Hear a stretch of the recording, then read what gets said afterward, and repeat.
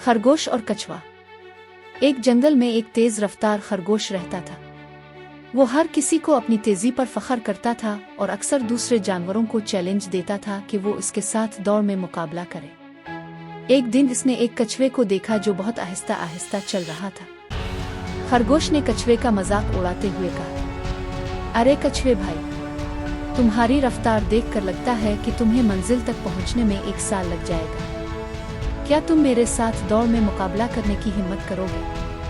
कछुआ जो बहुत समझदार था ने मुस्कुराते हुए जवाब दिया, हाँ खरगोश भाई, मैं तुम्हारे साथ दौड़ में मुकाबला करूंगा। ये सुनकर जंगल के तमाम जानवर हैरान रह गए। सबको लगा कि कछुआ हार जाएगा, लेकिन कछुए ने फिर भी मुकाबला कबूल कर लिया। दौड़ का दिन आया। दोनों ने एक नुक्ता शुरू किया और दौड़ शुरू हुई। खरगोश तेजी से दौड़ा और बहुत दूर निकल गया, जबकि कछुआ आहिस्ता आहिस्ता अपनी रफ्तार से चलता रहा। खरगोश ने पीछे मोड़कर देखा और कछुए को बहुत दूर पाया। इसने सोचा, कछुआ तो बहुत पीछे है, मैं थोड़ा आराम कर लूं, फिर भी मैं इससे पहले मंजिल तक पहुंच जाऊंगा। ये सोचकर खरगोश एक दरख्त के नीचे लेट गया और जल्द ही सो गया। दूसरी तरफ कछुआ मुसलसल चलता रहा। वो ना रुका और ना थका।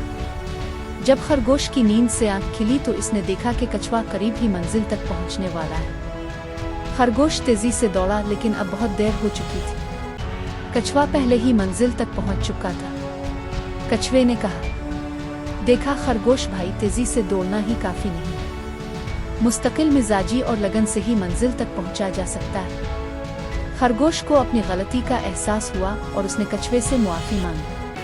इस दिन के बाद से खरगोश ने कभी किसी का मजाक नहीं उड़ाया और हमेशा मेहनत और मुस्तकिल मिजाजी की अहमियत को याद रखा।